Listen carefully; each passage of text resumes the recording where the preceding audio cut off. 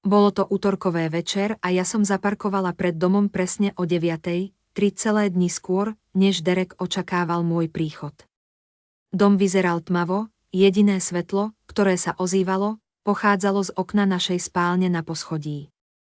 Moje telo bolelo po dlhom lete zo Sietlu a jediné, po čom som túžila, bolo zrútiť sa do postele a prekvapiť svojho manžela raňajkami nasledujúce ráno.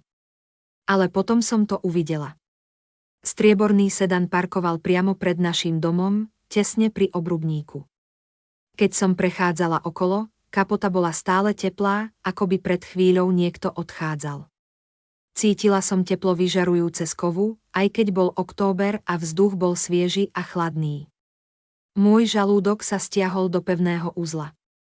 Nikto z našich susedov nemal strieborný sedan, všetci jazdili na dodávkach alebo v súvé. Ruka mi jemne zakrývala kľúče od domu a musela som si zhlboka vydýchnuť 3-krát, aby som sa upokojila natoľk, aby som mohla zasunúť kľúč do zámku. Predné dvere sa otvorili bez zvuku. Minulý mesiac som natrela pánty, pretože začali vrzgať. Teraz som bola vďačná za túto malú údržbu. Obývačka bola prázdna, ale zhora som počula niečo. Smiech, hlasy sa miešali do zvuku, ktorý mi zdvíhal chlpy na tele. Jeden z tých hlasov patrí môjmu manželovi. Druhý hlas bol ženský. Moje srdce začalo búšiť tak silno, že som mala pocit, že mi vyskočí z hrude. Každý krok po schodoch sa mi zdalo, ako by som šplhala na vrchol hory. Nohy som mala ťažké, ako by mi niekto na členky priviazal závažia. Drevené schody sa pod mojimi nohami neprehliadli, pretože som presne vedela, ktoré z nich vrzgajú a ktoré nie. 8 rokov života v tomto dome ma naučilo každé jeho tajomstvo. Dvere do spálne boli pootvorené len na škáru, dostatočne na to, aby som mohla nazrieť dovnútra, ale nie dostatočne, aby ma videli. Práve to, čo som počula, ma paralyzovalo. Derek sedel na našej posteli. Našej posteli s modrou prikryvkou, ktorú som vybrala v obchode Home Goods v centre. S bielými vankúšmi, ktoré sme kúpili na našej 5. výročnej ceste. Prechádzal prstami cez dlhé tmavé vlasy ženy, hladil ich, ako by to bola najcennejšia vec na svete. Žena sa k nemu nakláňala, jej telo vyžarovalo uvoľnenosť a pohodu. Mala na sebe niečo hodvábne a krémové, čo zachytávalo svetlo z lampy. Keď som si prispôsobila zrak, s chorobným pocitom som si uvedomila, čo má na sebe moju župan. Žena mala na sebe môj hodvábny župan, ktorý mi Derek daroval na Vianoce pred 2 rokmi. Derekov hlas sa k mne nesol, jemný a láskyplný. Dlho som ho nepočula hovoriť týmto tónom, možno mesiace. Si taká milá, zašepkal, jeho pery boli blízko jej ucha. Nie ako moja nudná manželka, ktorá sa stará len o svoju hlúpu prácu, tieto slová ma zasiahli ako fyzické údery. Nudná manželka, hlúpa práca, premýšľala som o všetkých tých dlhých nociach, ktoré som strávila prácou, aby som pomohla zaplatiť za tento dom, za jeho auto, za život, ktorý sme si spolu vybudovali. Premýšľala som o všetkých tých chvíľach, keď som zrušila plány s priateľmi, pretože Derek povedal, že ma potrebuje doma. V hlbokých útrobách mojej duše sa ozývali všetky tie chvíle, keď som sa snažila byť menšia, tichšia a menej náročná, pretože Derek si sťažoval, že som až príliš. Až v tom momente, keď sa zrazu rozosmeje, som si uvedomila, že jej smiech znie ako ten pubertálny, zamilovaný smiech. Ona ťa neocení tak, ako ja, povedala žena a jej hlas mi bol akosi známy.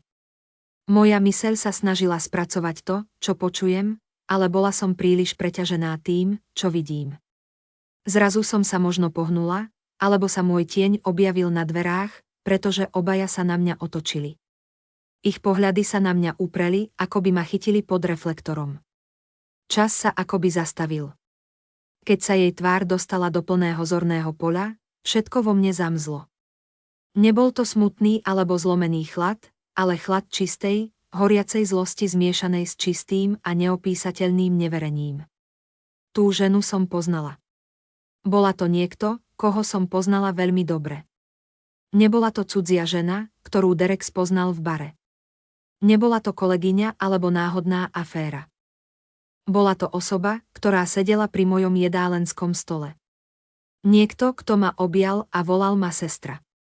Niekto, kto sa mi pred 3 mesiacmi vyplakala na ramene ohľadom svojho rozvodu a ako ťažký je jej život. Bola to Vanessa, Derekov mladšia sestra. Mojím myslením prebehla vlna zmätku. Tieto informácie boli príliš zlé, príliš nemožné. Sestry to nerobia. Rodiny sa navzájom takto nezradia. Ale tam bola, v mojej župane, v mojej posteli, s Derekom, ktorého ruky sa zamotali do jej vlasov. V Vanessainých očiach sa zrazu objavil panický výraz. Otvorila ústa, no žiadny zvuk nevyšiel. Vyzerala ako niekto, kto dostal na hlavu ľadovú vodu.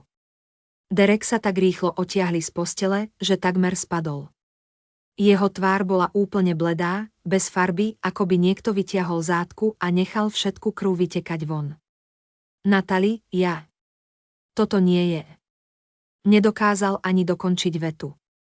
Slová sa mu sypali z úst v roztrhnutých kusoch, ktoré nedávali zmysel. Ale nechcela som počuť jeho výhovorky. Ešte nie. Nie, kým som nepovedala, čo som potrebovala povedať. Moje ruky sa triasli, ale nie od smútenia. Nie od slz, ktoré by som mala plakať. Trasenie prichádzalo zo vzbury, ktorá sa vo mne hromadila 3 týždne, odkedy som prvýkrát odhalila, čo robili. Moja pravá ruka sa takmer sama pohla, vytiahla som svoj telefón z vrecka bundy. Otvorila som aplikáciu fotoaparátu a stlačila nahrávanie. Na obrazovke sa objavil červený bod, ktorý zachytil všetko. Derekov previnilý výraz. Vanessa zabalená v mojej župane, pokrčené plachty na posteli, ktorú sme zdieľali 8 rokov. Chcem, aby ste obaja vedeli niečo, povedala som a môj hlas znel vyrovnane a chladne. Tak chladne, že to ani neznelo ako ja. Skôr než začnete tvoriť výhovorky alebo prosiť o odpustenie. Derek zdvihol ruky, ako by sa snažil ukaľudniť divoké zviera. Nat, prosím, len mi dovol vysvetliť. Ticho, prskla som a on sa skutočne zatriasol. Dobre. Poviem vám niečo a potrebujem, aby ste obaja veľmi pozorne počúvali. Vanessa začala plakať, čierna maskara jej stekala po lícach v škaredých prúdoch. Ona si pevnejšie zviazala župan okolo seba, ako by si myslela, že ju to ochráni pred tým, čo malo prísť. Pred 3 týždňami som pokračoval, moje oči sa presúvali medzi Derekovým a Vanessiným pohľadom. Na našej kreditnej karte sa objavili zaujímavé poplatky. Šperky, ktoré som nikdy nedostal. Účty z reštaurácií, v ktorých som nikdy nebol. Hotelové pobyty tu v našom meste na noci, keď si mi povedal, že pracuješ neskoro v kancelárii. Derekova tvár bledla ešte viac. Vanessa prestala plakať a teraz na mňa len bezducho hľadela, zamrznutá ako jeleň v svetlách auta. Tak som si najal niekoho, aby sa na to pozrel, povedal som. Privátny vyšetrovateľ menom Leonard Walsh. A vieš, čo našiel? Ani jeden z nich neodpovedal. Nemohli? Obaja presne vedeli, čo prichádza. Našiel spreneveru, Derek. Viac ako $200,000 ukradnutých od tvojich klientov. Malé čiastky tu a tam, mysliac si, že si ich nikto nevšimne. Našiel letenky do Kostariky naplánované na budúci mesiac. Našiel falošné pasy, ktoré si nechával vyrábať. Našiel všetko. Vanessa vydala zvuk ako zranené zviera. Derek stál úplne nehybne, ako by akýkoľvek pohyb mohol spôsobiť, že na neho zabudnem. A dozvedel sa, že Vanessa neprišla len tak, aby sa zotavila po rozvode. Pokračoval som, upierajúc na ňu pohľad. Zistil, že ste to dvaja plánovali spolu už mesiace. Že si to už predtým robila so svojím ex-manželom. Preto ťa naozaj opustil, však. Nie kvôli nezlučiteľným rozdielom, ale preto, že si sa ho snažila okradnúť. To nie je pravda, začala Vanessa, no prerušil som ju. Mám bankové záznamy, Vanessa. Mám e-maily. Mám textové správy. Mám všetko. Držal som svoj telefón, ktorý stále nahrával. A teraz mám aj toto. Pekné video, na ktorom ste obaja prichytení pri čine. V tom momente som počul zvonenie dverí dole, nasledované silným zaklopaním na predných dverách. Usmial som sa, skutočne som sa usmial poprvý raz od chvíle, keď som vkročil do tohto nočného mora. To bude detektívka Patricia Green, povedal som pokojne. Zavolal som jej z auta predtým, ako som vošiel dnu. Veľmi sa zaujíma o rozhovor s oboma o finančnej podvode. Farba, ktorá z Derekovej tváre vyprchala, sa nevrátila. Namiesto toho sa zmenil na chorobne zelenú. Vanessa začala hyperventilovať, jej dých bol prerušovaný krátkými, panickými vzlikmi.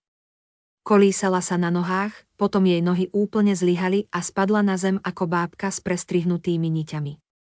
Derek sa k nej rýchlo priblížil a spôsob, akým sa jej dotýkal, ako by jej hladil tvár a pohľad, ktorým sa na ňu pozeral s takou beznádejnou starosťou, mi prevrátil žalúdok. Toto nebolo len o peniazoch. Nebolo to len o zrade. To, čo medzi nimi bolo hlbšie, choršie, zvrátenejšie, než som si vôbec dokázal predstaviť. Ťažké kroky začali stúpať po schodoch smerom k mojej izbe a ja som vedel, že všetko sa čoskoro navždy zmení. Pred 3 týždňami som stál takmer na tomto istom mieste v našej spálni. Ale vtedy to všetko pôsobilo inak, normálne, bezpečne. Po návrate z obchodnej cesty do Chicaga som vybaľoval kufor a zavesil svoje oblečenie, pričom špinavú bielizeň som hádzal do koša. Derek bol dolu a sledoval televíziu a tak som si uvedomil, aký tichý a prázdny sa dom zdá, aj keď sme boli obaja prítomní. V tom momente som sa rozhodol skontrolovať výpis z našej kreditnej karty online. Nešlo o podozrenie, len som mal vo zvyku prechádzať naše financie vždy prvý deň po návrate z ciest. Tento zvyk sa u mňa vyvinul roky dozadu, keď som začal cestovať za prácou. Posadil som sa k svojmu laptopu a prihlásil sa do nášho spoločného účtu. Výpis sa načítaval pomaly, riadok poriadku a na prvý pohľad sa zdalo, že nie je nič nezvyčajné. Účty z potravín, čerpacie stanice, bežné účty za energie. Potom som to uvidel. Poplatok za šperky vo výške $850, datovaný na minulý utorok, keď som bol v Chicagu a prezentoval pre potenciálneho klienta. Srdce mi na chvíľu prestalo, ale snažil som sa presvedčiť sa, že musí existovať nejaké vysvetlenie. Možno mi Derek kúpil prekvapenie. Naša výročie sa blížilo za 2 mesiace. Muselo to byť ono. Pokračoval som v prezeraní a ďalší poplatok ma upútal. Bellissimo, drahá talianská reštaurácia v centre, $193, datované na tú istú noc ako nákup šperkov. S Derekom sme tam neboli už viac ako rok, pretože sme sa snažili šetriť peniaze na možnú renováciu domu. Ruky sa mi začali triasť, keď som rýchlo prechádzal výpisom. Objavili sa ďalšie poplatky, ktoré som nepoznal. Riverside Hotel, priamo v našom meste, si za posledný mesiac účtoval 4-krát. Vždy na noci, keď som bol preč. Prečo by Derek potreboval hotel v meste, kde žijeme? Zrazu som počul jeho kroky na schodoch a rýchlo som zavrel laptop. Myšlienky sa mi miešali a snažil som sa pochopiť, čo som videl. Museli byť rozumné vysvetlenia. Možno ma prekvapil romantickým víkendom a rezervoval si izby, aby si ich najprv prezrel. Možno boli šperky darčekom. Možno všetko malo úplne nevinné dôvody, ale hlboko vo vnútri som vedel, že to nie je tak jednoduché. Si v poriadku, opýtal sa Derek, keď vošiel do spálne. Mal pohár vody v ruke a na sebe mal tepláky, ktoré som mu kúpila minulú Vianoce. Vyzeráš bledo, asi si len unavený z cesty, klamal som, nútiac sa usmiať. Myslím, že si dám kúpeľ a pôjdem spať skôr, prikývol bez väčšieho záujmu a otočil sa, aby odišiel. Asi si pozriem zápas, povedal cez plece. Keď odišiel, sedel som na našej posteli dlhú dobu, upretý pohľad na svoj zavretý laptop. Časť mňa chcela ísť dolu a konfrontovať ho hneď, požadovať vysvetlenie tých poplatkov, ale iná časť mňa, tá rozumnejšia, vedela, že potrebujem viac informácií. Nasledujúce ráno, keď Dereka opustil na svoj domáci úrad v suteréne, som zavolal svojej najlepšej kamarátke Beth. Bola právničkou, bystrou a praktickou a niekým, komu som dôveroval úplne. Potrebujem tvoju radu ohľadom niečoho, povedal som jej tichým hlasom. Aj keď Derek nemohol počuť moje slová zo spodu, mala som pocit, že mi musí všetko povedať. Musíš byť úplne úprimná, aj keď pravda môže bolieť, povedala som Beth. Zverila som sa jej s kreditnými kartami, s šperkami, ktoré nikdy nedorazili, a s reštauračnými účtami z miest, kde sme spolu nikdy neboli. Dokonca aj za hotelové izby v našom vlastnom meste. V telefóne som cítila, ako sa jej dých zmenil, prešiel z uvoľneného na vážny v okamihu. Natalie, povedala opatrne, mám pocit, že by si mala zvážiť možnosť, že Derek môže mať aféru, keď tieto slová zazneli nahlas, stali sa skutočnými, ako keby sa predtým len vznášali v mojej hlave. Hrdlo sa mi stiahlo a slzy sa mi tlačili do očí, no snažila som sa ich zadržať.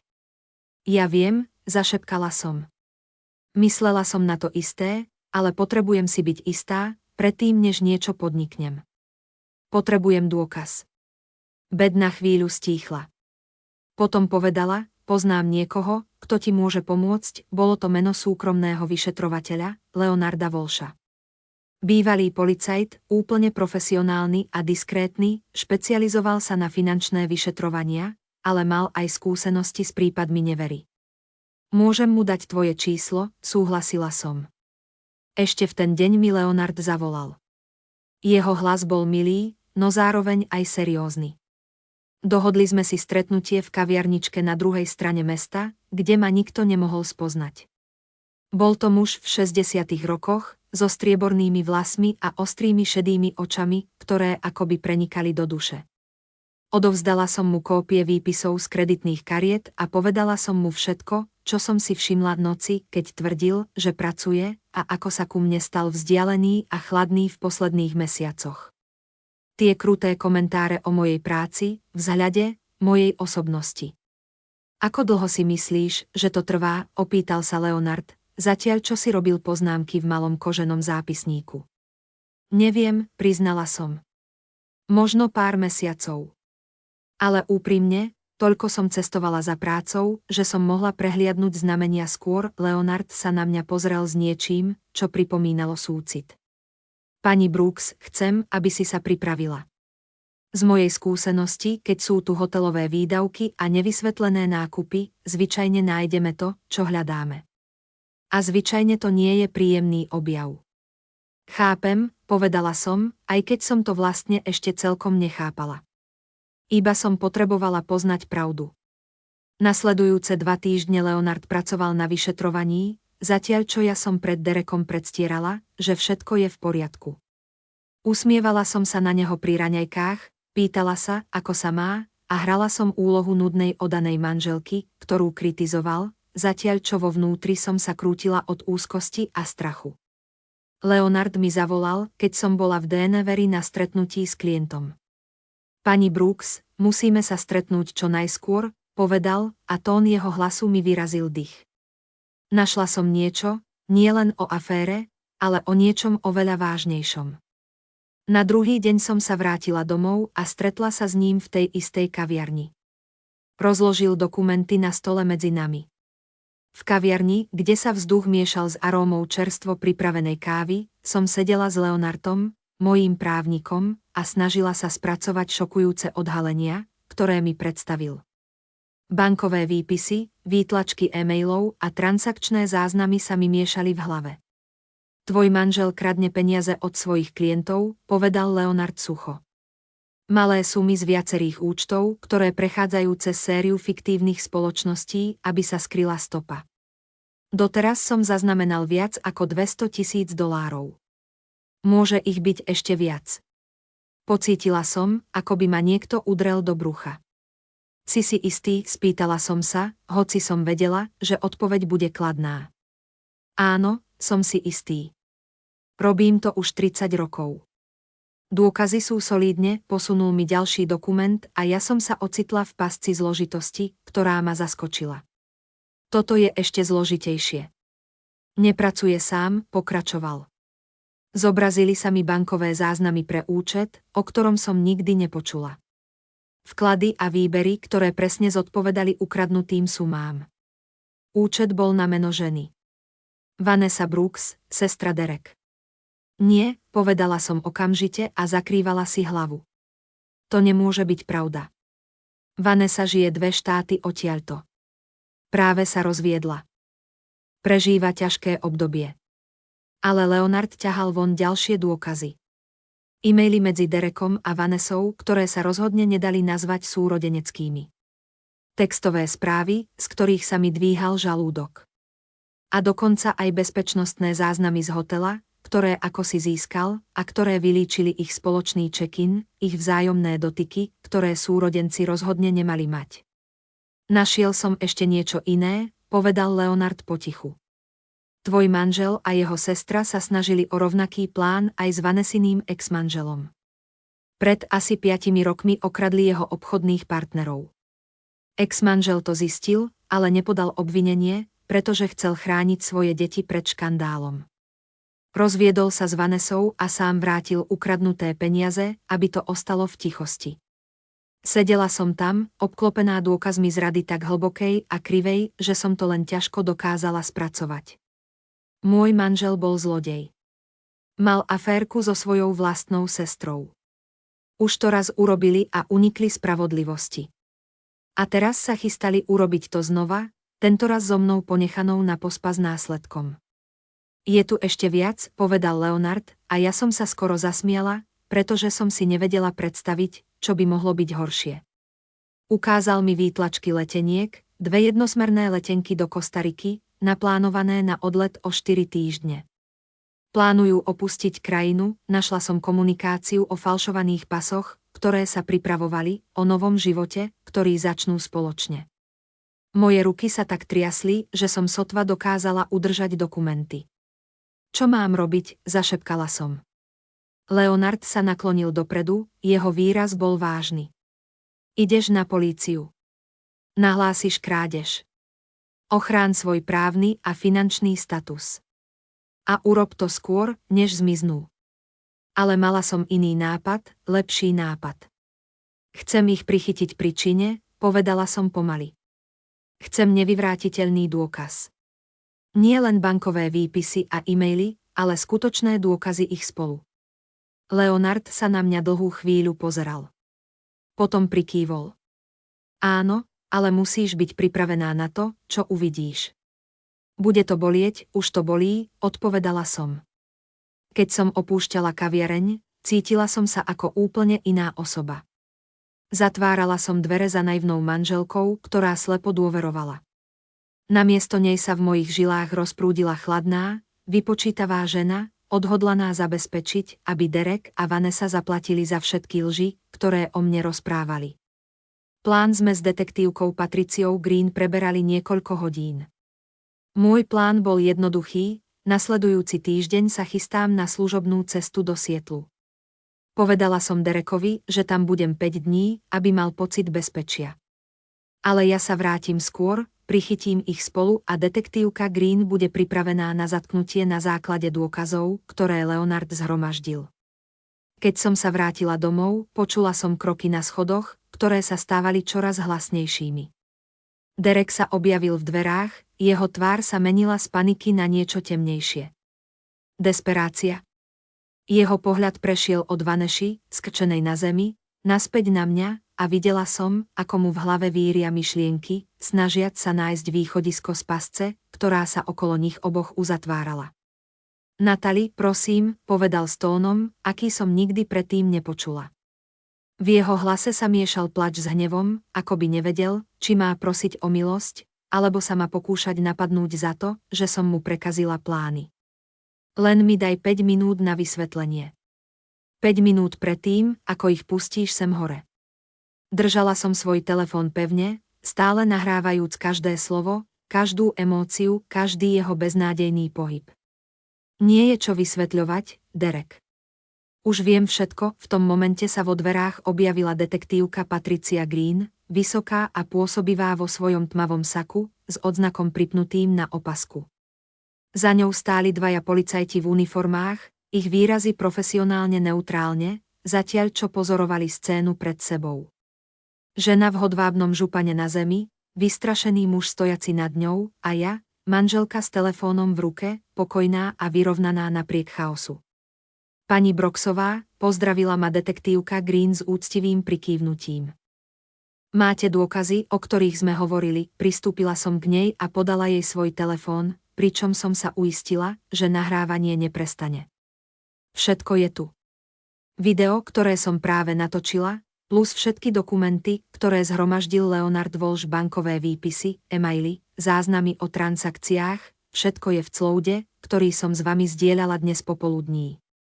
Detektívka Green rýchlo prešla mojím telefónom svojimi prenikavými očami, jej výraz sa ani na chvíľu nezmenil. Pravdepodobne už zažila horšie veci vo svojej kariére, ale zamyslela som sa, či rodinné zradné správanie niekedy prestane byť šokujúce. Pozrela sa na Dereka a Vanessu a keď prehovorila, jej hlas bol naplnený absolútnou autoritou. Derek Brooks, ste zatknutý za spreneveru, podvod a sprisahanie na spáchanie podvodu, prikývla na jedného z policajtov, ktorý pristúpil s putami. Máte právo na mlčanie. Čokoľvek poviete, môže a bude použité proti vám na súde. Derek sa zdalo, že sa jeho celé telo zrútilo. Nie, opakoval bez prestania, ako by si myslel, že opakovaním týchto slov zmení realitu. To je omyl, Natalie. Povedz im, že je to omyl. Môžeme to vyriešiť. Sme manželia. Sme tým. Tieto myšlienky sa mi preháňali hlavou, keď som sledovala, ako policajt zväzuje Derekove ruky za chrbtom. Zvuk zapínajúcich sa putách sa ozýval v spálni ako posledná bodka na konci dlhého, bolestivého príbehu. Prestali ste byť mojím tímom v momente, keď ste ukradli od nevinných ľudí, povedala som ticho. Prestali ste byť mojím manželom v momente, keď ste do našej postele priviedli ju.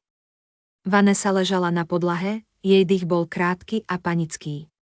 Detektívka Green si k nej kľakla, jej hlas bol prekvapivo jemný. Vanessa Brooks, potrebujem, aby ste vstali. Ste zatknutá ako spolupáchateľka podvodu a sprenevery. Nemôžem dýchať, zariekla sa Vanessa, chytajúc sa za hruď. Nemôžem, potrebujem, prosím. Hyperventiluje, povedala detektívka Green druhému policajtovi. Zoberte jej vodu a papierový sáčok z auta, ale dávajte na ňu pozor. Keď policajt odišiel po potrebné veci, Derek sa náhle pokúsil vrhnúť smerom ku mne. Policajt, ktorý ho držal, ho zatiahol späť, ale Derek hovoril ďalej, jeho slová vychádzali z neho ako prúd bez nádeje. Ty tomu nerozumieš, Natalie. Nikdy nie si doma. Stále pracuješ, stále cestuješ, stále dáváš svoju kariéru na prvé miesto. Čo som mal robiť? Bol som osamelý. Potreboval som niekoho, kto by sa naozaj staral o mňa. Jeho drzé slová ma zasiahli ako facka. Tak si sa rozhodol kradnúť peniaze a spať so svojou sestrou. Moje slová sa zdvihli, aj keď som sa snažila o pokoj. To boli tvoje riešenia na osamelosť. Nie je to naozaj moja sestra, povedal Derek. Spôsob, akým to povedal, ma prinútil, že mi prebehla husia koža. Nie sme príbuzní. Moji rodičia ju adoptovali, keď mala 7. Nerobíme nič zlé. Detektívke Green sa mierne zdvihli obočie, ale jej profesionálny maska zostala nehybná. To vám nepomôže, pán Brooks. Bez ohľadu na biologické väzby ste stále páchali podvod a nemyslím si, že by sudca bol zvlášť súcitný voči vašim osobným ospravedlneniam. Policajt sa vrátil s vodou a papierovým sáčkom. Vanessa sa chopila sáčku a dýchala doňho. Jej oči, rozmazané od maskary, boli plné slz a paniky. Keď sa jej dýchanie konečne upokojilo, detektívka Green jej pomohla postaviť sa a prečítala jej rovnaké práva, aké predtým dala Derekovi. V tom momente Vanessa našla svoj hlas. Nebol to ten jemný, sladký hlas, ktorý vždy používala okolo mňa. Tento bol ostrý a jedovatý. Budeš toho ľutovať, Natalie, syčala. Myslíš si, že si taká dokonalá, taká spravodlivá, ale si len chladná, bezčitná žena, ktorá nevie, ako udržať muža šťastného. Derek si zaslúži niekoho lepšieho. Zasľúži si niekoho, kto ho naozaj miluje. Stála som tam a pozerala sa na ňu, na ženu, ktorá ma nazývala sestrou, ktorá plakala v mojich náručí kvôli svojmu zlyhávajúcemu manželstvu, ktorá jedla moje jedlo a spala pod mojou strechou, zatiaľ čo plánovala zničiť môj život. Keby si ho naozaj milovala, povedala som pomaly, neprerobila by si ho na zločinca. Skutočná láska neťahá niekoho do temnoty. Nad mestom sa rozprestierala tma, keď sa Vanessa snažila uniknúť pred skutočnosťou, ktorá ju obklopovala. Ty nič nevieš o skutočnej láske, vyhrkla a jej slová sa vznášali vo vzduchu ako jedovatý dym. Policajt sa ju snažil viesť k dverám, no ona sa neustále otáčala, aby sa na mňa pozrela. Si len robot v obleku. Derek mi všetko povedal. Ako nikdy nemáš čas na neho. Ako sa staráš viac o tabuľky ako o svojho manžela, aká si nudná a chladná v posteli. Každé jej slovo bolo ako ostrohranný nôž, navrhnuté na to, aby ma zranilo, aby ma prinútilo pochybovať o sebe, presunulo vinu z ich rozhodnutí na moje údajné zlyhania. Možno pred niekoľkými mesiacmi by ma jej slová zasiahli. Možno by som sa pýtala, či má pravdu, či som skutočne bola problém. Ale mala som 3 týždne na to, aby som si to premyslela. 3 týždne na to, aby som sa porozprávala s Beth a s mojím terapeutom, doktor Helen Watts. Pochopila som, že Derekova zrada nebola o mojich nedostatkoch, ale o jeho charaktere, jeho voľbách a ochote zraniť iných pre vlastný prospech. Zoberte ju dole, povedal detektív Green s pevnosťou. Kým viedli Vanessu von, stále kričala. Sme rodina, Natalie. Rodina nerobí toto rodine. Ničíš životy. Jej slová sa odrážali v mojich ušiach, zatiaľ čo som jej volala. Tí klienti dostanú svoje peniaze späť, nikto sa naozaj nezranil, ale posielate nás do väzenia kvôli ničomu. Kvôli ničomu. Ukradla si viac ako $200,000. Pomohla si môjmu manželovi zradiť ma všetkými možnými spôsobmi. Porušila si dôveru, rodinné väzby a zákon. To nie je nič, Vanessa. To je všetko, ozvala sa moja duša, keď som sa pozerala na Dereka, ktorý sa za ňou ťahal dolu po schodoch. Zrazu prestal bojovať. Jeho telo sa uvoľnilo a policajt ho musel takmer niesť. Prosím, Nat, zašepkal, slzy mu stekali po tvári. Prosím, nerob to. Milujem ťa. Urobil som chyby, ale milujem ťa. Spomeň si na našich 8 rokov spolu. Spomeň si na náš svadobný deň. Spomeň si na všetky sľuby, ktoré sme si dali. Pristúpila som k okraju schodov a zahľadela sa na neho. Muž, ktorého som si vzala. Muž, ktorému som dôverovala so svojím srdcom, svojím životom, svojou budúcnosťou. Zrazu vyzeral menšie, ako keby ho zmenšili jeho vlastné činy. Premýšľam o tých 8 rokoch, povedala som, môj hlas sa už netrasol. Premýšľam o každom okamihu, keď som sa vrátila domov unavená z ciest a ty si sťažoval, že nikdy nie som okolo. O každom pokuse naplánovať večer len pre nás dvoch, kedy si povedal, že si príliš zaneprázdnený. O každom milujem ťa, ktoré si sotva zaznamenal, pretože si bol stále s telefónom v ruke. Premýšľam o tom, ako som budovala našu budúcnosť, zatiaľ čo ty si ju plánoval zničiť. To nie je fér, vzlikal Derek. Snažil som sa. Aj ja som tvrdo pracoval. Len si nikdy nevšimla, pretože si bola vždy preč. Nepracoval si, Derek. Kradol si.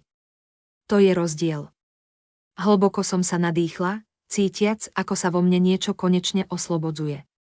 Nie moje srdce. To sa rozbilo pred niekoľkými týždňami, keď mi Leonard prvýkrát ukázal dôkazy. Toto bolo iné. Toto bola posledná reťaz povinnosti, viny a nesprávne umiestnenej lojalty, ktorá sa konečne roztrhala. Sme hotoví.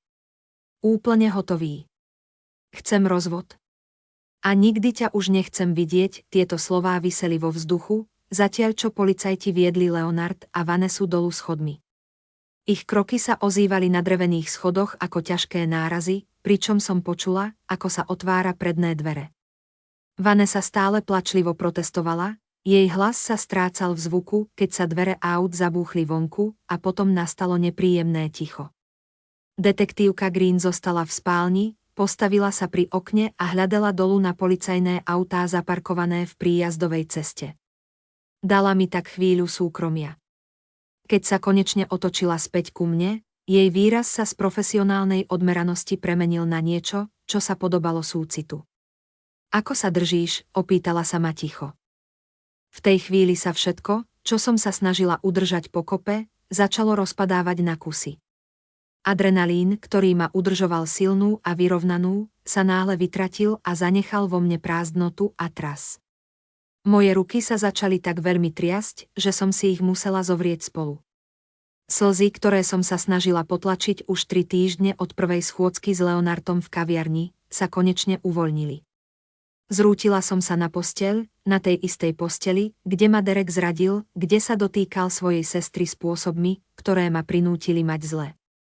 Modrá prikryvka sa mi zrazu zdala kontaminovaná, zničená aj po množstve prania. Všetko v tejto izbe, všetko v tomto dome bolo teraz znečistené. Neviem, zašepkala som a môj hlas sa roztrhol. Myslela som, že pocítim úľavu alebo uspokojenie, niečo ako spravodlivosť, ale cítila som sa len prázdna. Detektívka Green si sadla vedľa mňa, udržiavala si rešpektujúci odstup, ale ponúkala mi tichú podporu. Nepokúsila sa to opraviť ani mi nepovedala, že všetko bude v poriadku. Len tam sedela, zatiaľ čo som plakala, nechajúc ma cítiť to, čo som potrebovala cítiť. Po niekoľkých minútach som si utrela oči zadnou stranou ruky a zhlboka sa nadýchla. Stále sa pýtam, čo som urobila zle. Ako som to mohla nevidieť? Bola som naozaj taká slepá, taká hlúpa. Stop, povedala detektívka Green pevne.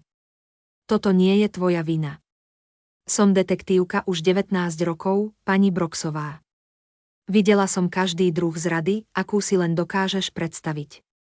A môžem ti s úplnou istotou povedať, že to nemá nič spoločné s tým, že si slepá alebo hlúpa. Zločinci sú dobrí v skrývaní svojich činov, pokračovala detektívka Green, jej hlas bol stabilný a presný. Cvičia klamstvo každý jeden deň. Tvoj manžel a jeho sestra strávili mesiace, možno roky, vylepšovaním svojich lží.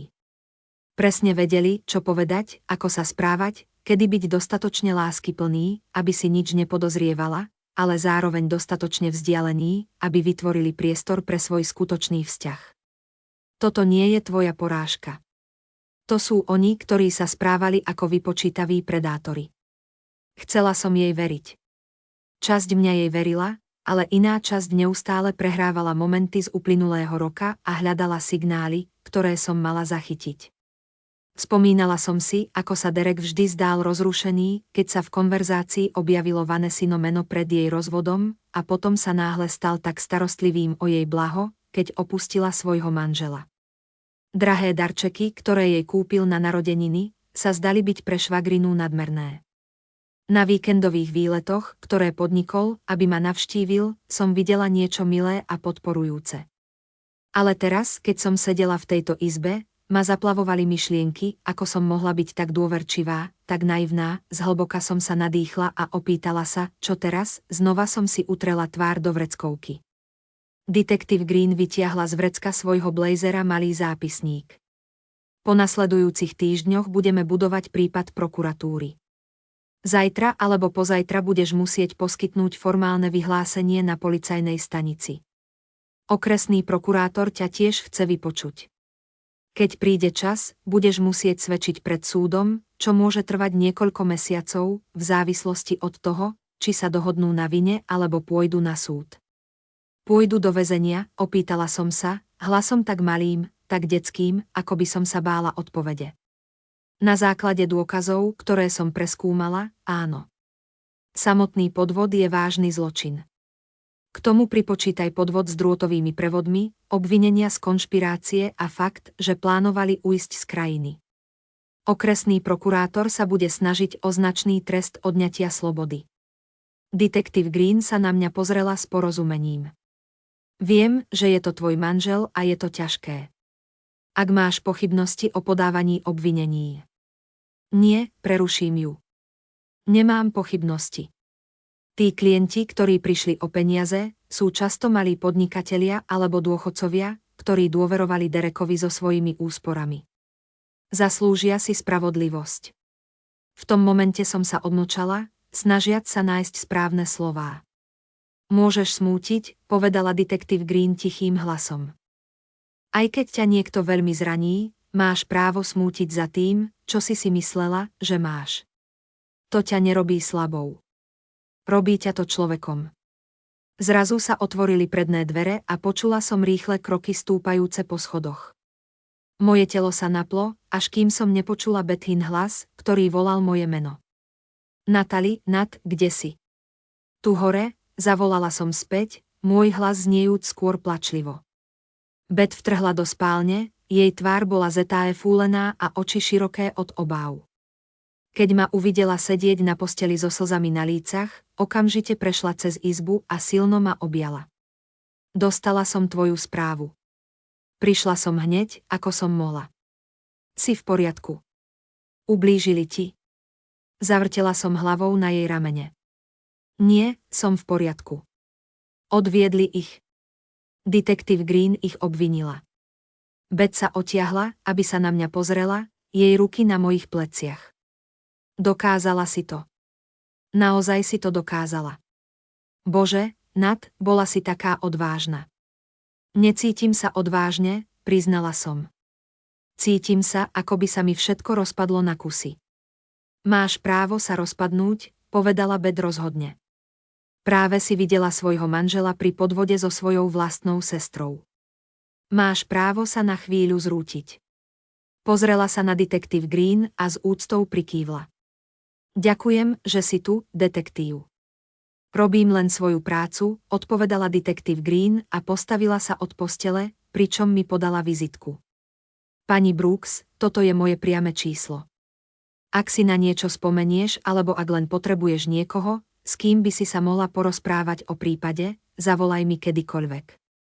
Myslím to vážne. S otrasúcimi sa prstami som vzala vizitku. Ďakujem za všetko. Po odchode detektíva Greena, ktorý sľúbil, že sa ozve v priebehu nasledujúcich dní, si Beth sadla vedľa mňa a vzala ma za ruku. Povedz mi, čo potrebuješ. Chceš, aby som zostala na noc? Chceš sa odtiaľto dostať? Chceš spáliť všetky Derekove veci na dvore? Pri tej poslednej myšlienke som sa takmer usmiala. Možno neskôr s tým pálením. Teraz som len nevedela, čo vlastne chcem. Beth mi stisla ruku. Dobre, tak ti poviem, čo potrebuješ. Poprvé, dostaneme ťa z tejto spálne. Už tu nikdy nespíš. Po druhé, objednávam pizu, pretože viem, že si nejedla. Po tretie, zbalíme ti tašku, pretože dnes v noci zostávaš u mňa. Žiadne námietky. Beth, nemôžem len tak. Áno, môžeš, prerušila ma. Dnes v noci tu nezostávaš. Nie po tom, čo sa práve stalo.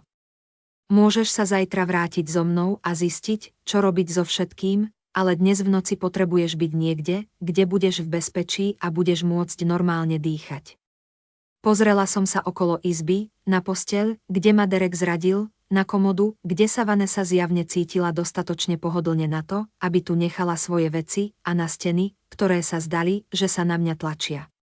Beth mala pravdu. Nemohla som tu dnes v noci ostať. Dobre, zašepkala som. Dobre, poďme k tebe. Beth mi pomohla zbaliť tašku s oblečením na niekoľko dní, toaletnými potrebami a laptopom. Keď som sa pohybovala po izbe, cítila som sa ako duch, ktorý straší vo vlastnom živote. Všetko vyzeralo rovnako ako ráno, keď som odchádzala na letisko, ale nič nebolo také, aké bolo. V kúpeľni som našla make-up a vlasové produkty, ktoré neboli moje. Vanessine veci ležali hneď vedľa mojich, ako by tu žila, ako by sem patrila. Môj žalúdok sa prevrátil a musela som sa chytiť okraja umývadla, aby som sa upokojila. Ona tu zostávala, povedala som s prázdnym hlasom. Kým som bola na cestách, ona žila v mojom dome, spala v mojej posteli a hrala sa na rodinu s mojím manželom. Beth sa objavila v dverách kúpeľne, jej tvár bola napätá od hnevu. Nemyslí na to teraz. Len si zober svoje veci a poďme von. Dole v kuchyni som si všimla veci, ktoré som si pri prvom príchode nevšimla. 2 poháre na víno v umývadle, oba so stopami rúžu. Kyticu rúží na pulte, ktorú som nikdy nedostala. Dámsky sveter prehodený cez jeden z jedálenských stoličiek. Vanessa bola všade v mojom dome, zanechávajúc svoj dojem na mojom živote, ako by tu mala plné právo byť. Dôverovala som jej, povedala som potichu, hľadiac na sveter. Keď sa v lani rozvádzala, poslala som jej kvety a kartu. Každý týždeň som jej volala, aby som sa uistila, že je v poriadku. Pozvala som ju, aby s nami strávila deň vďaky vzdania, pretože som nechcela, aby bola sama. A celú dobu spala s Derekem. Je to had, povedala Beth bez obalu. Obaja sú. Ale vieš čo? Pôjdu do väzenia a ty sa posunieš ďalej a vybuduješ si úžasný život bez nich. Takto táto história končí. Chcela som jej veriť. Túžila som preskočiť všetky bolesti, zranenia a hnev a pristáť niekde na druhej strane, kde by som bola opäť v poriadku. Ale vedela som, že to takto nefunguje. Uzdravenie si vyžaduje čas a ja som bola len na úplnom začiatku veľmi dlhej cesty. Objednali sme si pizzu a jedli ju v Bethynom aute, pretože ani jedna z nás už nemohla vydržať byť v mojom dome. Keď sme sa odtiaľ odvezli, pozrela som sa späť na miesto, ktoré som volala domov už 8 rokov. Okna bola tmavé. Svetlo v spálni zhaslo. Zvonku to vyzeralo pokojne a normálne, ale ja som vedela, že je to len ilúzia. Poznala som tajomstvá, ktoré tieto steny skrývali, zrady, ktoré sa udiali v týchto izbách, a vedela som, že sa na ten dom už nikdy nebudem pozerať rovnako. Budem ho musieť predať, povedala som, keď Beth zabočila na hlavnú cestu. Asi áno, súhlasila Beth. Ale dnes večer to nemusíme riešiť. Dnes len prežijeme. Zajtra začneme plánovať tvoj ďalší krok. Keď sme dorazili k Bethynej bytovke, uložila ma do hosťovskej izby s čerstvými perinami a extra prikrývkami. Pripravila mi harmančekový čaj, ktorý som však nepila, a zapla televízor na bezduchú komédiu, ktorú som tiež nesledovala. Len sedela so mnou, zatiaľ čo som zízala do prázdna, snažiac sa spracovať všetko, čo sa stalo. Kolo polnoci mi zazvonil telefón s textovou správou od neznámeho čísla. Srdce mi poskočilo, keď som si pomyslela, že by to mohol byť Derek, ktorý sa mi snaží ozvať z väzenia. Ale keď som správu otvorila, zistila som, že je od Leonarda Walsha, súkromného detektíva. Práve som sa dozvedel o zatknutiach. Urobila si správnu vec. Zavolaj mi, ak budeš potrebovať čokoľvek. Si silnejšia, ako si myslíš. Ukázala som Beth správu a ona sa usmiela. Má pravdu. Vieš, si silná. Silnejšia, ako ti Derek a Vanessa kedy dali najavo. 6 mesiacov sa zdalo ako večnosť, ale aj ako okamih. Stála som pred zrkadlom na plnú postavu v mojom novom byte. Upravovala som si golier námorníckej blúzky. Žena, ktorá sa na mňa pozerala, vyzerala ako si inak. Možno staršia, ale aj istejšia a pevnejšia vo svojich rozhodnutiach. Byt bol malý, len jednoizbový na 3. poschodí budovy v umeleckej štvrti v centre mesta. Nič v porovnaní s priestranným domom, ktorý som zdieľala s Derekem. Ale všetko v tomto priestore patrilo len mne. Zelená pohovka, ktorú som si vybrala sama. Abstraktné obrazy na stenách od miestneho umelca, ktorého som objavila. Kuchynský stôl, pri ktorom som teraz naozaj raňajkovala, namiesto toho, aby som sa ponáhľala von s proteínovou tyčinkou. Tento priestor bol môj spôsobom, akým ten dom nikdy nebol. Môj telefón zavibroval na toaletnom stolíku, pripomienka na moju terapiu s doktor Helen Watts, ktorá ma čakala dnes popoludní. Navštevovala som ju 2-krát týždenne od toho, čo sa všetko stalo. Pracovala som na vrstvách zrady a problémov s dôverou, o ktorých som ani nevedela, že existujú. Minulotýždňová relácia bola obzvlášť ťažká. Doktor Watts sa ma spýtala, čo mi najviac chýba na manželstve, a prekvapila som samu seba, keď som povedala, nič.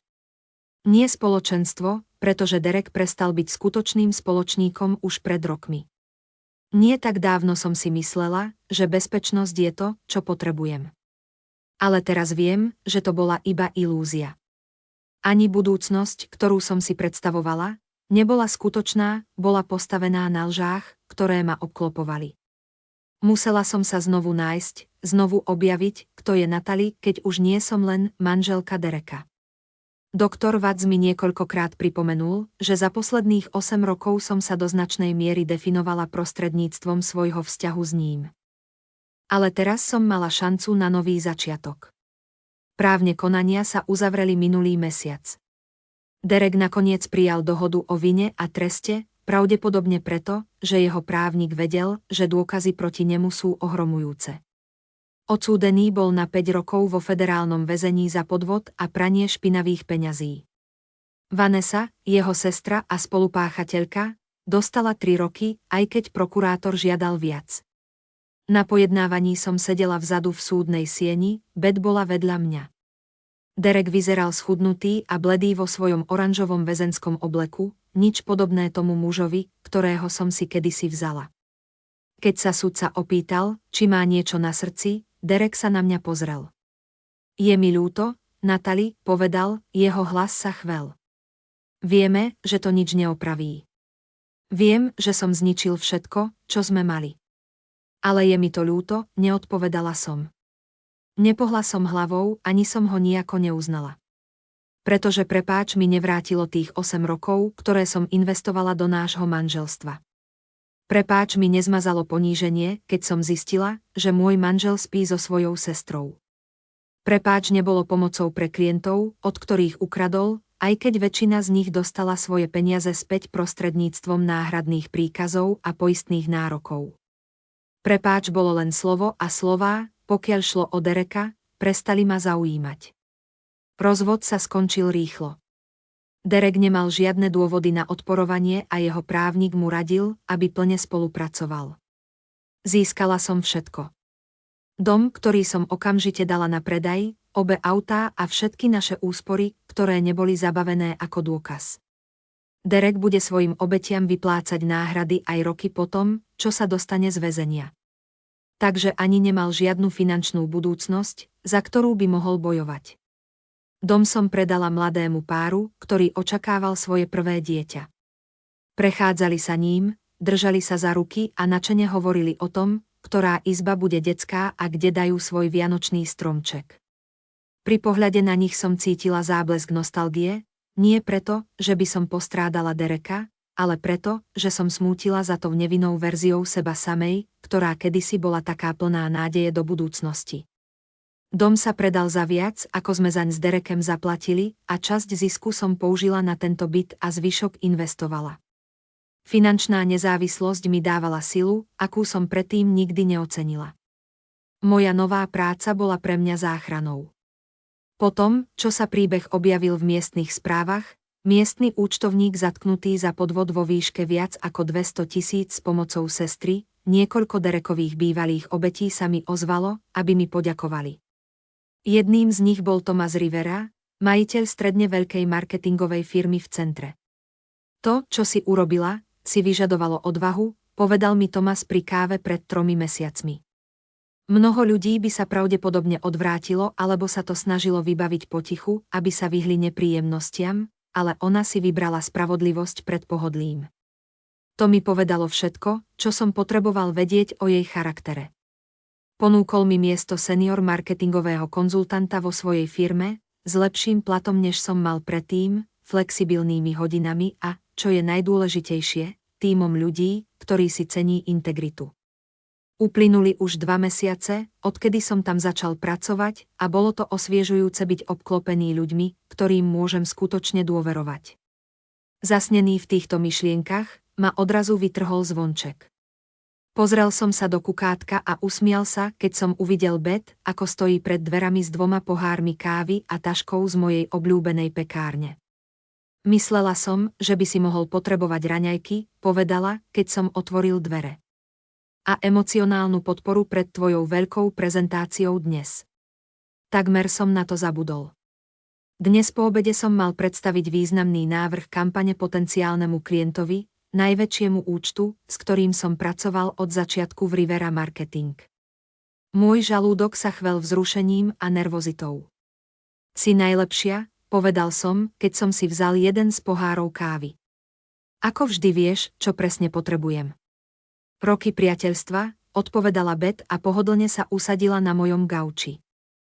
A mám aj kalendárne upozornenie, ktoré mi pripomína, že Natalie má veľkú prezentáciu. Priniesť kofeín a sacharidy. Spolu sme si vychutnávali croissanty a kávu a na mňa sa zniesla vlna vďačnosti. Beth bola mojou oporou vo všetkom, nočné telefonáty, keď som nespala, víkendové výlety na pláž, keď som potrebovala uniknúť. Jej pevný, no láskyplný prístup, keď som začala obviňovať seba za Derekové rozhodnutia, bol pre mňa neoceniteľný. Včera som dostala list, povedala som potichu. Bethina tvár okamžite stvrla. Prosím, povedz mi, že si ho spálila. Najprv som si ho prečítala, priznala som. Je v minimálnom bezpečnostnom zariadení v Pensylvánii. List bol plný ospravedlnení a vysvetlení. Tvrdí, že ju Derek manipuloval, že bola zraniteľná po rozvode a že ma nikdy nechcela zraniť. To je hlúposť a ty to vieš, povedala Beth rozhodne. Urobila voľby, dospelé voľby. Teraz sa nemôže hrať na obeť. Vieme to obidve. Vytiahla som list z pracovného stola a ukázala ho. Nepíšem späť. Neodpúšťam jej. Len som potrebovala si to prečítať, aby som vedela, že sa už nebudem pýtať, čo v ňom je. Beth ma pozorovala, ako som list roztrhla na malé kúsky a hodila ich do koša. Dobre. Nezaslúži si tvoje odpustenie ani tvoju energiu. Pokračuješ ďalej a ona sa musí žiť s tým, čo urobila. Potom, čo Beth odišla do práce, som dokončil prípravy na deň. Keď som zamykal dvere môjho bytu, zachytil som svoj odraz v zrkadle na chodbe. Žena, ktorá sa na mňa pozerala, stála vzpriamenejšie. Jej oči boli jasnejšie. Vyzerala ako niekto, kto prešiel ohňom a vyšiel silnejší na druhej strane. Jazda výťahom dolu sa cítila odlišne, než kedysi v mojom starom živote. Žiadny pocit hrôzy z návratu do chladného manželstva. Žiadna úzkosť z toho, akú náladu bude mať Derek. Kým som sa pripravovala na deň pred sebou, v srdci som cítila náznak vzrušenia. Vonku svietilo slnko, jeho teplé lúče ma objímali, keď som kráčala k svojmu autu. Toto auto, jediné, čo mi zostalo z manželstva, som si ponechala, lebo bolo praktické a splatené. Sadla som si za volant a na chvíľu som sa zamyslela, kým som naštartovala motor. V tom mi zazvonil mobil, správa od Thomasa, ktorý bol pripravený dnes všetkých ohromiť. Usmiela som sa a rýchlo mu odpísala, jasné. Cestou do kancelárie som premýšľala o tom, ako veľmi sa všetko za posledných 6 mesiacov zmenilo. Nebolo to len o vonkajších veciach, ako kde bývam alebo pre koho pracujem, ale aj o vnútornom svete, o tom, ako sa vnímam a ako sa pohybujem vo svete. Predtým som sa za všetko ospravedlňovala, za dlhé hodiny v práci, za svoju ambicióznosť, za to, že som si nárokovala priestor. Derek ma roky učil zmenšovať sa, byť tichšia, menej náročná. Robila som to, pretože som si myslela, že takto vyzerá láska, neustále prispôsobovanie a obete. Teraz som však pochopila, že skutočná láska od teba nežiada, aby si sa zmenšila. Nesmie ťa zosmiešňovať za to, že si nudná, alebo kritizovať za to, že máš ciele. Skutočná láska ťa vidí celú a oslavuje, kým si, nie kým by si mala byť. Prezentácia, ktorú som mala na popoludnie, prebehla lepšie, než som dúfala. Klient, startup v oblasti udržateľnej módy vedený 2 ženami v 30-ke, si zamiloval každý aspekt kampane, ktorú som vytvorila. Na konci stretnutia, keď sme si podali ruky, jedna z nich povedala, vybrali sme vašu firmu práve kvôli vám. Čítali sme o tom, čo sa stalo s vaším bývalým manželom, a boli sme ohromení vašou odvahou, prikývla som, prijímajúc kompliment, aj keď ma znova prešla známa kádlhé verče v žalúdku. Tento príbeh ma pravdepodobne bude prenasledovať ešte nejaký čas, možno navždy v tomto meste. Ale učím sa s tým vyrovnať. Neurobila som nič zlé. Nemám sa za čo hanbiť. Večer som sa stretla s bed na večeru v novej thajskej reštaurácii blízko môjho bytu. Sadli sme si vonku na terasu a pozorovali sme, ako okolo prechádzajú ľudia, zatiaľ čo slnko zapadalo v otieňoch oranžovej a ružovej. Premýšľala som nad niečím, povedala som, keď som si okolo vidlice omotala rezance. O odpúšťaní Beth zdvihla obočie. Prosím, nehovor mi, že uvažuješ o odpúšťaní tých dvoch, nie, povedala som rýchlo. Nie ich. Mňa. Držala som sa toľkej viny za to, že som si nevšimla znaky skôr, za to, že som akosi zlyhala vo svojom manželstve. Ale doktor Watts mi pomohol uvedomiť si, že musím odpustiť sama sebe za to, že som dôverovala ľuďom, ktorí si to nezaslúžili, za to, že som človek. Beth mi natiahla ruku cez stôl a stisla mi ruku. Ty si nikdy nebola problém, Nat. Vieš to, však začínam si to uvedomovať, priznala som. Stáva sa to jednoduchším na uverenie, večeru sme dojedli, zatiaľ čo pouličné lampy okolo nás začali slabnúť. Keď som sa vracala do bytu, pocítila som zvláštnu ľahkosť. Nie preto, že by bol bolesť úplne preč, nebola. A možno nikdy nebude úplne zmiznúť. Ale preto, že sa učím niesť ju inak. Nie ako bremeno, ktoré ma ťaží, ale ako dôkaz, že som prekonala niečo ťažké a vyšla som z toho celá. Vo svojom malom byte som stál na balkóne s pohárom vína v ruke a pozeral sa na svetlá mesta, ktoré sa trblietali podo mnou. Kdesi tam bol Derek vo svojej celde, čelil následkom svojich rozhodnutí. A tiež Vanessa. Necítil som presne uspokojenie z ich osudu, ale ani vinu. Oni sa rozhodli.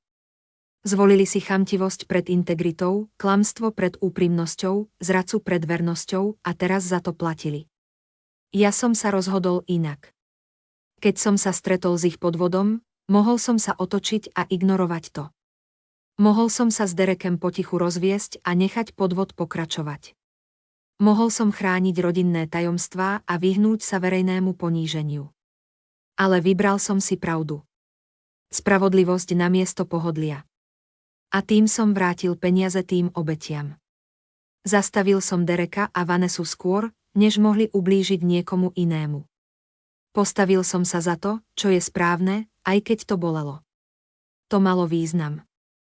Môj telefón sa rozsvietil notifikáciou e-mail od mojej mamy. Od rozvodu sme si viac písali. Ona a otec sa o mňa obávali, ale zároveň boli na mňa hrdí. Toto si zvládol s takou gráciou a silou, povedala mi mama minulý týždeň počas videohovoru. Vieme, že to teraz tak nevyzerá, ale budeš v poriadku. Lepšie ako v poriadku. Začínal som jej veriť.